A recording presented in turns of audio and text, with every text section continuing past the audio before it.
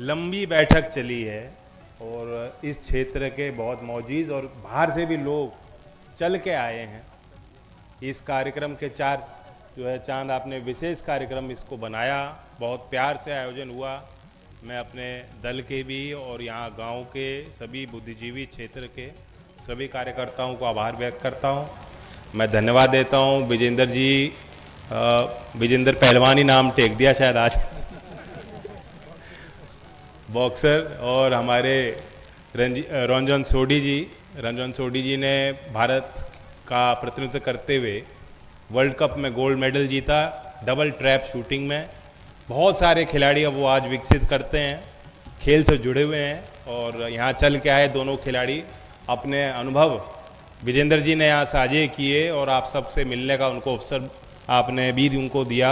मैं उम्मीद करता हूँ बार बार आप इनको बुलाते भी रहेंगे अपने एरिया में, क्योंकि जो खिलाड़ी इस मुकाम तक पहुंच जाते हैं उनको पता है क्या चाहिए, कैसे कोई खिलाड़ी उसका जो है मादा तैयार होता है, वो लोहा फौलाद की तरह बनता है, उसका जो इरादा कैसे वो मेहनत उसे करनी पड़ती है, जीवन में कैसे उसे सीख लेनी पड़ती है, कहाँ से उनको प्रेरणा मिली, कैसे खुद उनकी जीवन यात्रा कैसी रही, उनकी उस कहानियों को सुनकर एक अच्छा खिलाड़ी, मुझे लगता है कि कम से कम हमारे जैसे देश में जहां हमारे पास ज़्यादा अभी पदक विजेता खिलाड़ी नहीं है, कम ही खिलाड़ी हमारे बीच के लोग और गांव देहात के लोग वहां तक पहुंच पाए हैं, तो हमारे लिए तो आप रत्न हो देश के। और एक अच्छा खिलाड़ी जो आपके कद का जो पहुंचा है हमारे बीच अगर आता है तो मुझे लगता है 10,000 नए खिलाड़ी, अच्छे नौजवान और तैयार होते हैं आपको देखते देखते। तो मैं आपको भी निमंत्रण क्षेत्र की तरफ से देता हूं कि आप भी नज़र रखना। ये बहुत क्रीम आज यहाँ आई है, क्षेत्र की किसानों की धरती है। इसी धरती पे मैं भी चुनावों में आया हूँ, किसानों की बड़ी बड़ी पंचायतें यहाँ हुई और इस संस्था में जहाँ मैंने छोटा सा निवेश किया है उस संस्था का नाम ही किसान आदर्श है। तो किसान की जो भूमिका समाज में है, जो एक आदर्श के तौर पे उसे देखा जाता है, अन्न देवता, अन्न पैदा करने वाला, संघर्ष करने वाला व्यक्ति, खूब मेहनत करने वाला व्यक्ति, देश पे बलिदानी करने वाला, जान को न्यौछावर करने वाला, पसीना और लहू देश के खातिर समाज के निर्माण में देने वाला, ये वो किसान है जिसकी स्मृति में ये संस्था का निर्माण हुआ। 1946 से संस्था संचालित हुई, यानी जब देश आज़ाद नहीं था उस समय यहाँ के महान दानदाताओं ने, गांव के सरल लोगों ने ये सोचा कि मैं, मुझसे नहीं, मेरे परिवार से नहीं, मेरे अपने लोगों की, अगली पीढ़ियों की सामर्थ्य से मेरी पहचान जुड़ी है। और उन्होंने दान दे के एक एक ईंट यहाँ लगाई, बनाई, एक विश्वास जीता। मैं उनको भी नमन करता हूँ। इस क्षेत्र के बड़े हमारे सम्मानित नेता रहे, किसानों की वकालत की, उनमें से बिहारी जी का आज उनकी पुण्यतिथि है। मैं मंच के माध्यम से उनको भी उनका नमन करता हूँ, श्रद्धांजलि अर्पित करता हूँ। शिक्षण संस्थानों को के निर्माण में 10-20 साल भी कम अवधि है। 10 साल 20 साल में भी कोई ट्रैक रिकॉर्ड नहीं पता लगता कि संस्था अच्छी है बुरी है। जब तक 3-4 जो क्लास निकल के आएंगी नहीं, फिर वो अच्छा काम करें, बच्चे अच्छा कारोबार करें, व्यापार करें, खेती करें, सामाजिक काम करें और उनके अंदर एक जज्बा पैदा हो कि मैं जो कुछ भी था, मुझे तैयार किया संस्था ने, मैं वापस इस संस्था को कुछ देना चाहता हूँ। वो भावना पैदा होती है जिसे हम कहते हैं एलुमनाई में, जो पास आउट होते हैं, ग्रेजुएट होते हैं, वापस जाते हैं, दान देते हैं, वॉलंटियर करते हैं, समय देते हैं और बच्चों को मेंटर करते हैं कि बच्चे ऐसे ऐसे यहाँ तक पहुँचना है। प्रयास करते हैं कि गाँव के मुझ जैसी बेटियाँ हैं, इनकी कहीं नौकरी लग जाए, जैसे मेरी नौकरी लग गई, मैं भी उनके लिए कोशिश करूँ। इस तरह से सहयोग करने की भावना पैदा करने के लिए बहुत से दिए जल जाते हैं, जो अनगिनत दिए जल जाते हैं, उन्हें वो बुझ जाते हैं, बाद में उनको याद करने वाला नहीं है। ऐसे जो कार्यकर्ताओं ने इस संस्था को यहाँ तक पहुँचाने में योगदान दिया, आज मैं मंच के माध्यम से उनको भी नमन करता हूँ और आभार व्यक्त करता हूँ। ये जो निधि मैंने दी है, जब चंदन ने बात कही तब मेरा ख्याल गया। चंदन ने शायद बात कही कि अब तक सबसे ज्यादा निधि, मैंने ख्याल नहीं किया था, वाकई सच है। सबसे ज्यादा निधि मैंने राजस्थान में भी कुछ जगह दी है, लेकिन मैं उत्तर प्रदेश से राज्यसभा सांसद हूं, तो उत्तर प्रदेश की धरती पे ही मैं अपने निधि का प्रयोग कर सकता हूं ज्यादातर। और अभी तक उत्तर प्रदेश में किसी गांव में मैंने इतनी निधि नहीं लगाई जितनी शुरुआत आज हमने यहां दनकौर से की। अब ये सच पूछो तो सोच समझ के तो नहीं की गई। हमारे जिले में मिलेगी जितनी, ये जिले का रिकॉर्ड है सर। नहीं, अब ये का क्यों करी, मलूक ने अपना इंटरप्रिटेशन दिया, मदन भैया ने अपना इंटरप्रिटेशन दिया कि ये क्या मतलब है इसका, कितनी निधि यहाँ लग गई, कैसे लगी, क्यों लगी। धीरेन्द्र जी बैठे हैं, भी सोच रहे होंगे। मैंने हिसाब किताब तो किया ही नहीं, गुना भाग। अब ये बताओ, हाँ पीछे से कहा ये तो प्यार है। अब प्यार कोई किसी से क्यों करता है, कोई कारण चाहिए क्या इसके? इसका कोई लॉजिक है, कोई कारण है कि प्यार क्यों हुआ? और मेरा और आपका प्यार आज का तो है नहीं, ये मेरी कमाई भी नहीं, ये मेरे कर्म भी नहीं, ये मेरी पहचान जरूर हो सकती है, जो मेरा आशीर्वाद जरूर हो सकता है जो आपने मुझे दिया। ये कोई बोझ नहीं, ये मुझे आजाद करने वाली जिम्मेदारी, मुझे ताकत देने वाली जिम्मेदारी आपने दी कि बेटा जब भी मैं आया हूं कि बेटा हमने तेरे दादा देखे, तेरे बाबा की बात हमने मानी, उनके साथ चला करें हम। आपने कई बात बाबा, आपके पिताजी देखे, हम तो तुम्हें भी वैसा ही प्यार देंगे। ये जो बोली यहाँ के लोगों की बचपन से मैं सुनता आया हूं, तो मेरी भी तो कुछ मजबूरी रही होगी। क्यों करूं मैं हिसाब किताब, क्या करूं मैं गुना भाग, कहां मैं लिख के जाऊंगा? तो ये मान के चलना, ये सिर्फ शुरुआत है, इससे ज्यादा इसमें संसाधन इस कार्यक्रम में लगाए जाएंगे। और जब ये बात हुई कि ये आवश्यकता इस क्षेत्र में है, आसपास के यहाँ बहुत से लोग, एक आकर्षण का केंद्र बिंदु जो दनकौर बना है, ये संस्था है, पिछड़ा इलाका है, इसके बावजूद कि यहीं से 10 किलोमीटर दूर एयरपोर्ट बन रहा है, यही नोएडा की पूरी चकाचौंध है, बड़ी बड़ी इमारतें हैं, अच्छे यूनिवर्सिटी, अच्छे कॉलेज, इंडस्ट्री दुनिया भर की, हजारों करोड़ का निवेश, सेमीकंडक्टर प्लांट लगने जा रहे हैं, एविएशन इंडस्ट्री के प्लांट लग रहे हैं। मैं रोज किसी उद्योगपति से मिलता हूं, वो कहते हैं कि जी हम तमिलनाडु में निवेश करते थे, हम महाराष्ट्र में निवेश करते थे, हम आंध्र में निवेश करते थे। मैं उनको कहता हूं उत्तर प्रदेश की तरफ चलो, उन्होंने कहा जी हम तो ऑलरेडी हमारी बात चल रही है और हम वहां प्लांट लगाने जा रहे हैं। ऐसी इस क्षेत्र की आधुनिक भारत में ये इंटीग्रेटेड फ्रेट कॉरिडोर बनने से, मेरठ से आरआरटीएस की कनेक्टिविटी होने से, दिल्ली के इतने समीप होने से, यहाँ संस्थागत एक योजनागत विकास की नींव जो रखी गई, योजना बनाई गई, उस कारण से और आपकी मेहनत के कारण से एक आकर्षण का केंद्र बिंदु नोएडा अगर भारत के विकास यात्रा में बन रहा है, तो उसमें दनकौर का भी अपना महत्व होना चाहिए। ये बातें आपने जब मुझे बताई तो मैं यहाँ गांव में आया। पहले तो गांव के कुछ मौजूद लोग मेरे घर आए, मुझसे हो गई गलती, उस दिन मैं था नहीं, तो मुझे और बात बुरी लग गई कि ये बात तो प्यार की होनी थी, कहीं ऐसा ना हो कि रूठ के वापस लौटे हूँ। तो याद होगी, फिर मैंने फ़ोन किया कि जी अगली बार मैं ही आऊँगा, तो मैं आया। आपने मुझे यही स्थान दिखाया, हम लोगों ने हिसाब किताब बनाया कि कितना निवेश, क्या आवश्यकता, कौन सा खेल, और उसके बाद ये निधि लगाई गई। आज मैं दूसरी बार आ रहा हूँ। इस काम की गुणवत्ता जब तक आप सबकी देख रेख और आपके नज़र में यह काम नहीं होगा, और आप यूँ सोच लोगे कि तो सरकारी काम है, सरकार का पैसा है, सरकार की निधि है, वो लग जाएगी, काम हो जाएगा और देखेंगे, अगर उस एटीट्यूड के साथ, उस सोच के साथ ये काम होगा तो काम अच्छा होने वाला नहीं है।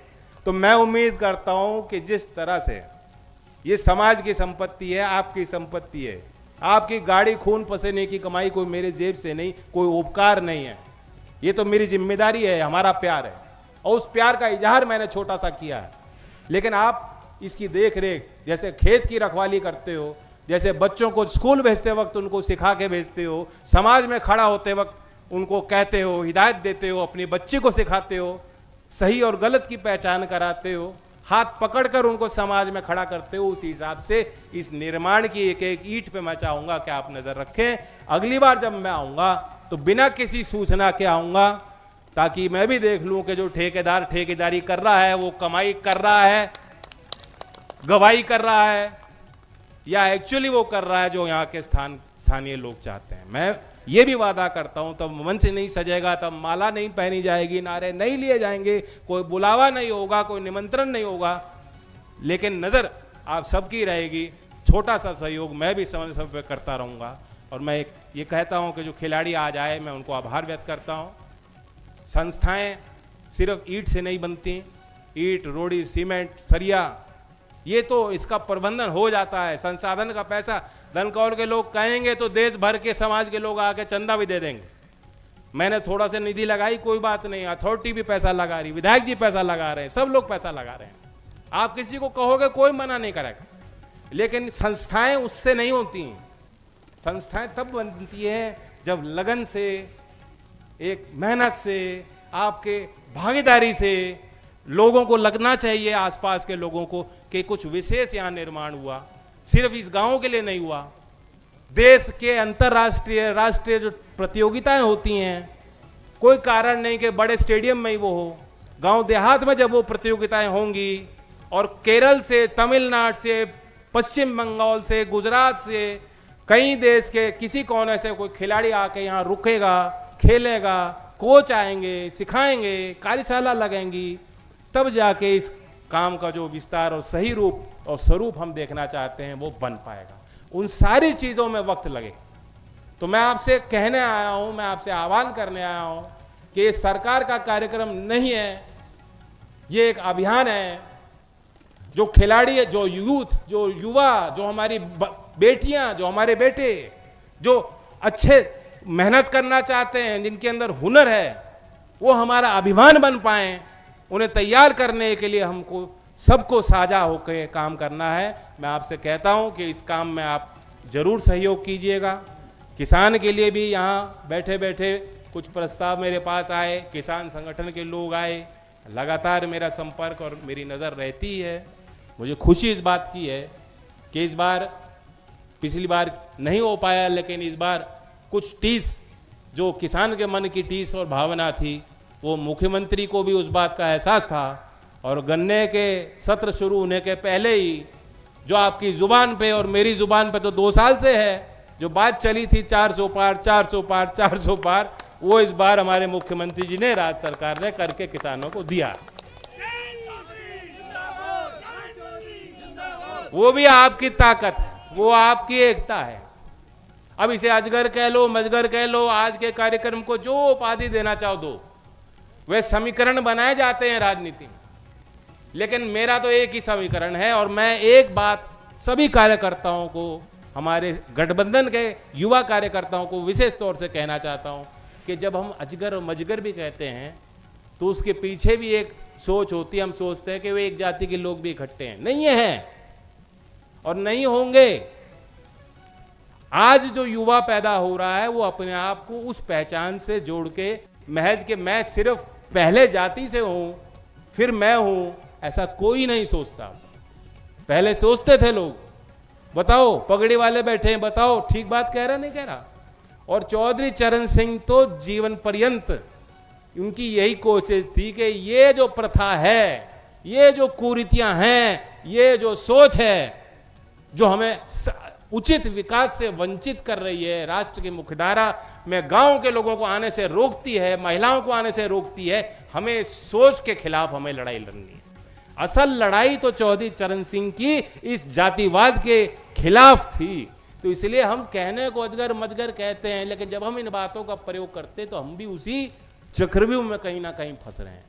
आज आपको प्रत्येक व्यक्ति तक पहुंचना होगा, हर एक मतदाता को बताना होगा आपकी विजन क्या है, विचारधारा क्या है विकास के लिए, उसके लिए आप क्या करोगे, तब वो जाके मत करेगा।